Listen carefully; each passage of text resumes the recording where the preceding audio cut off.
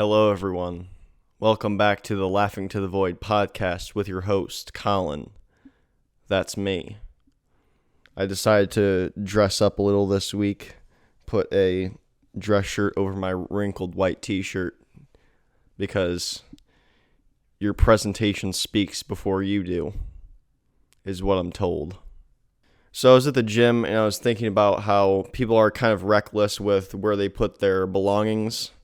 Like they just kind of throw it on the floor next to the machine they're using, and it's kind of reckless behavior because someone could easily just take their things and scurry off with it. A way I thought of to combat this is to go to the gym and take people's keys, like find their bag, take their keys, and slide each one of the keys off of the ring and put them in a pile back in the person's bag.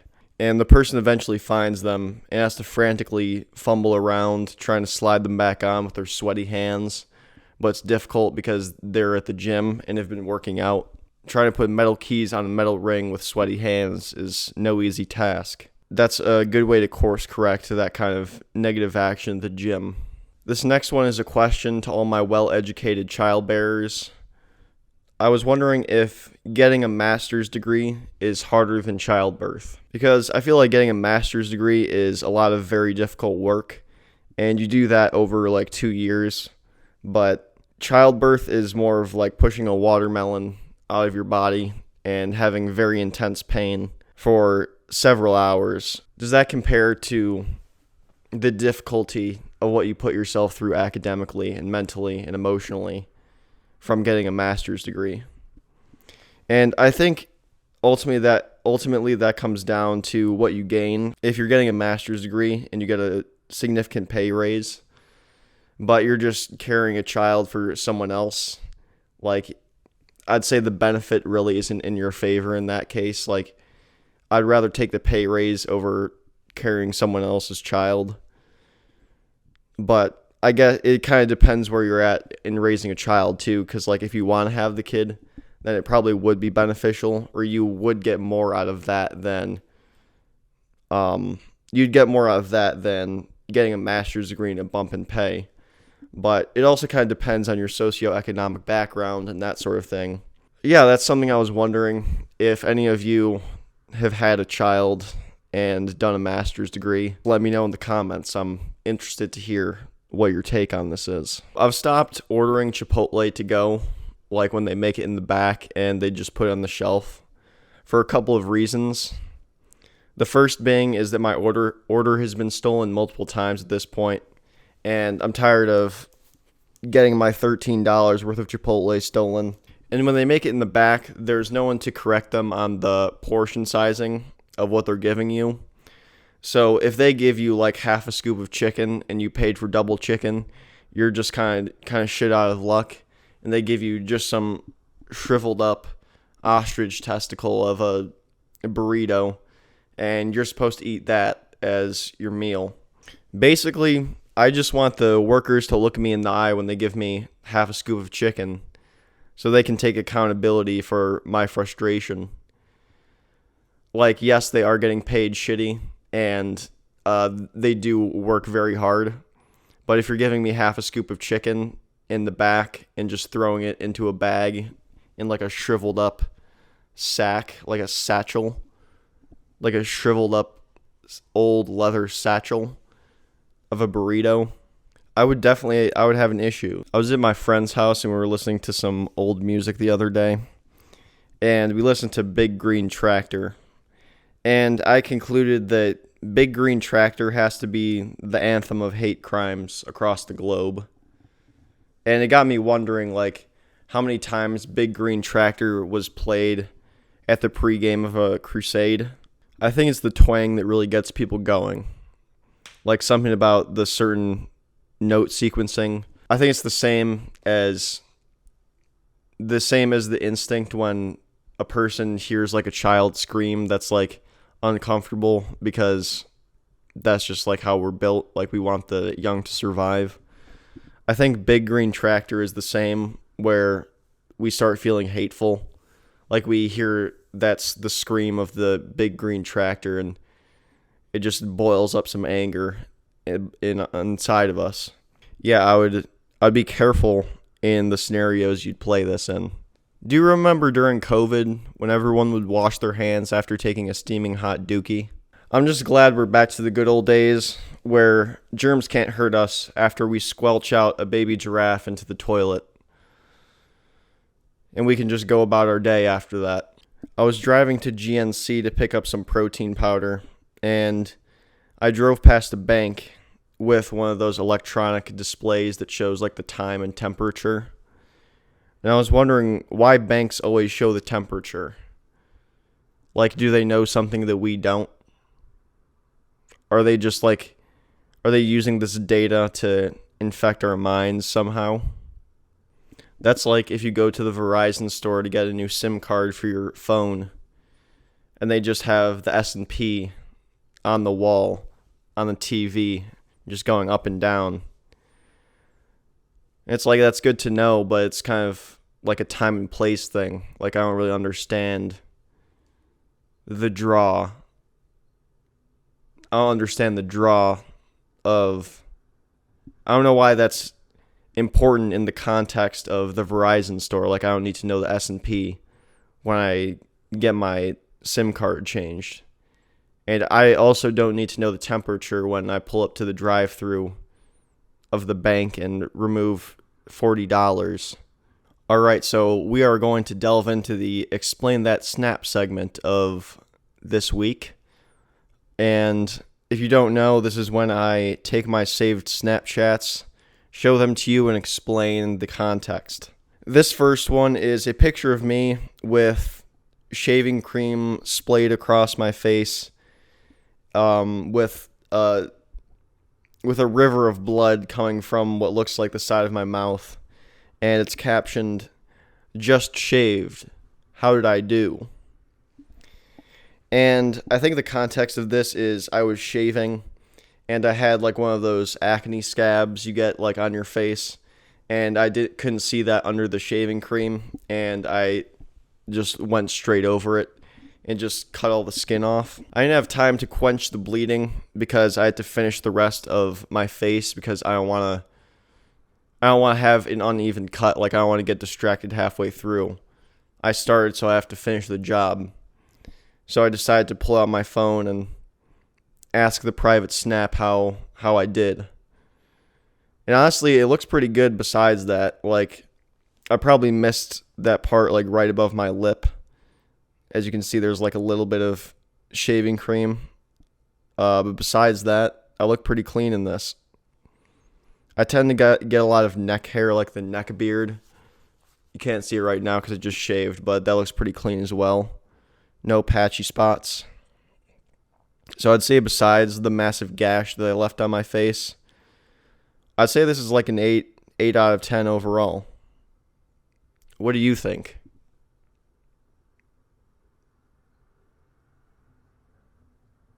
Interesting.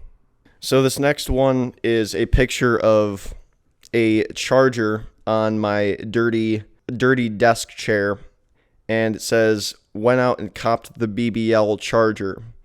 And for those that don't know, the BBL charger is the USB-C to Lightning, like the fast charger basically. I think what I'm trying to say here is the fast charger is like the BBL of Apple chargers. Like, the original is great. You can get a really good regular one, like the typical USB, but it'll never be quite as good as the USB-C BBL charger. I've used it a few times, and it is a great charger. The one I use typically is next to my bed. It's one of those long ones where it's like 3 meters or about 9-10 feet for the American. All right, and now for everyone's favorite segment, the Would You Rather segment. So just as a prerequisite to me reading these, I am probably going to cut it back to one for each episode after this. Essentially, I wrote a bunch because they're getting a lot of views on TikTok, and I decided to just milk that as much as possible. But yeah, I want to focus my creative energy into new ideas. I don't want to be pigeonholed as the would you rather guy as well. So, yeah. All right. That being said, let's get into the first one. So, would you rather steal one item from any store each day for a month, given that each day the value of the item must have a greater value than the item of the previous day? The item on the first day must have a value of at least $5 after tax. Assume the value includes tax, so if an item is $10 with a 10% tax, then its value will be considered $11 for the purposes of this challenge. The stores are up to you, but it's recommended not to repeat store locations for the whole process. You must wear a jumpsuit of some kind or all of one color from head to toe. Personally, I would rock the grout fit, but it's kind of up to you. So for a bag that you put the item in to run off with, you use a bindle, which is like a hobo stick bag. And the stick is fashioned out of carbon fiber, and the bag is the men's trash bag large pouch in white, designed by Balenciaga. So assume that most stores have a no chase policy, and at least 2 of the stores must be local to you, so they may not abide by that rule. So you must purchase a 2000 Honda Civic as your getaway car, and if you're not caught and the car is not impounded, you get the money back after you complete this, but you will be caught if a car chase ensues, since the car has moderate transmission issues and very little power in comparison to modern police vehicles. The final item must have a value of at least $400. And just as context for the crimes, if you stay below $950, it's considered petty theft, and you will get a fine of $1,000 and possibly up to 6 months in county. And you will be transferred to Cook County Jail, one of the most dangerous American jails. And if you get jail time, you can reduce your sentence by 1 month by doing a public stoning, which lasts about 20 minutes. This can be repeated as many times as you want. Or be given Indian burns or Native American burns by American strongman Brian Shaw, who has won multiple World's Strongest Man, Arnold Strongmans, and many other strength-related competitions. The twist lasts for 25 minutes on your non-dominant forearm. And for some context, Brian is 6'8" and weighs around 400 pounds when he competes. He also holds the Little Bighorn handle record with 238 pounds, which is basically like a metal cone hanging upside down that you pick up, and the weight is attached to like a chain on the bottom of the cone. In the case that he strips the skin off of your forearm, the clock stops and restarts by him twisting your dominant forearm. And if that fails, it goes to your left calf, then your right calf, and if all 4 go, you will have completed the challenge. Given this happens, or you have to go to the hospital due to the injury sustained, you must order an Uber Black to take you to the hospital. And you can assume it's rush hour, so it takes significantly longer to get there than a normal time, like a normal drive. So say it's like 5 p.m. on a Wednesday. The only person allowed to help you not die until you get to the hospital is your choice of one neighbor of the 3 that live closest to you. If there are more than 3 equidistant neighbors, they flip a coin to decide who's the one that's going to be one of the 3 options that you pick. And the neighbor can bring a fanny pack of supplies, so everything they can help you with must fit in that fanny pack. And it has to be like standard size, like I'd say about like a quart of space in the fanny pack. So what I would want to do is probably do the Indian burns or the Native American burns, as it wouldn't really affect my life outside of the healing process. But in the case that I get caught stealing, it would be much more difficult for me to get a job, and it would kind of ruin my public perception, I guess you could say. So what I would want to do is the burns by Brian Shaw, but realistically, I don't think I can get that done. So I think I might have to steal one item from a store each day for a month. I think it It would take a heavy mental toll, as you're always going to be worried about, like, oh, am I going to get caught? Like, is something going to happen to me? But to be honest, I just don't want to know. I just don't want to have my skin ripped off. So I think I might have to go with that one. I'm going to go with stealing an item from a store each day for a month over getting my arms potentially ripped off. All right, this is the second would you rather. So, would you rather shave down all of your teeth to look pointy like pre-veneer teeth using sandpaper? You're given 3 9 by 11 inch sandpaper sheets of the following grits: 50 grit, 80 grit, and 120 grit. So for context, 50 grit is like grinding paint off a wall or using to sand down wood divots. 80 grit is to prep for finishing wood. And 120 grit is used for smoothing scratches and to rough up paint surfaces so the paint sticks to the wall better or the surface. You're given a pair of scissors to cut the paper up in any way you like. You must sand all of your teeth by hand, and you're given a yellow Ticonderoga No. 2 pencil to wrap the paper around to stick in your mouth, basically so you don't have to put the whole sheet in your mouth while you sand, and you can kind of wrap it around an object and get it in there. You're responsible for the tooth shavings when they fall out. You are relegated to drinking Jamba Juice for every meal of the following order: the apple and green smoothie with 2 scoops of plant protein with peanut butter, ginger, and kale. And if you're allergic to any of the ingredients, you're allowed 2 EpiPens per meal. And you get this in the large size, the 28-ounce version. You drink these 3 times a day. The times you're given are 7 to 7:15 a.m., 12 to 12:15 p.m., and 5 to 5:10 p.m. And if you do not finish the drink, the cup will be thrown into a dolphin-infested habitat in the ocean. You're given 5 days to shave all of your teeth down, and it must be approved by a licensed cosmetic dentist. You're given the phone number of the dentist to contact, and they will respond within an hour between 10 a.m. and 2 p.m. Monday to Friday, no weekends. You can check with them as much as needed for progress reports, but they cannot directly help you with instructions. And if you don't complete all of this, all people of the nearest continent must walk through half a mile of a forest fire.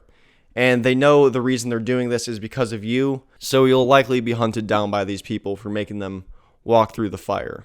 And if you do finish, you must keep the pointed teeth for 365 days, starting the day after approval. If you lose any of your teeth or cause irreversible damage, it is up to you to pay for.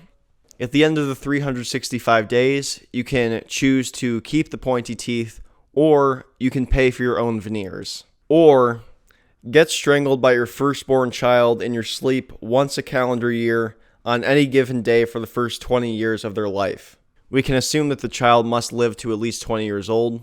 And suppose they take up powerlifting when they turn 14 and become increasingly stronger than the average person of their respective gender.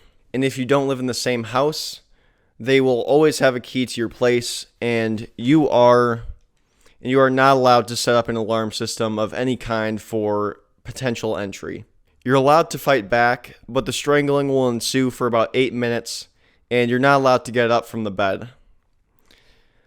And the other people or family members you tell never believe you and think you're hallucinating. And you're forced to take 10 milligrams of Klonopin for the second 10 years. I'm told that's a lot. You can stop the Klonopin after the 20 years are up, but have severe withdrawals due to your prolonged high dose. And whenever this happens, you must treat the sustained wounds yourself. What I'd be most afraid of is a collapsed trachea, but I think what I would do is just take a paper towel roll and just stick it down there until I could figure out how to actually properly fix my trachea. And you must maintain your relationship with your child, and they never admit or acknowledge the happenings when confronted with them.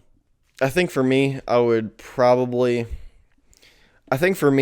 choose getting strangled by your firstborn child in your sleep, because although you're like a failure of a parent because your child is a psychopath, I think that might be better than going through the pain of shaving down your teeth by hand, as that would be extraordinarily uncomfortable.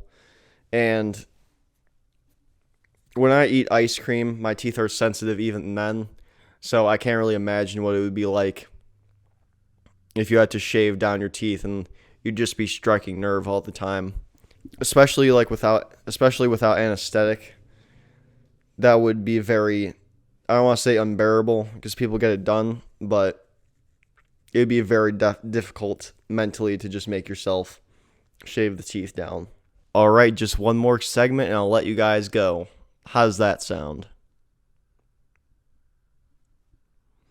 So this is TikTok of the week, where I show you TikToks and basically just laugh at them.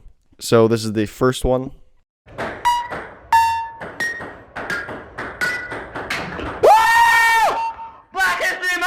That's support right there, if I've ever seen it. I don't have much else to say about that. He's with the movement.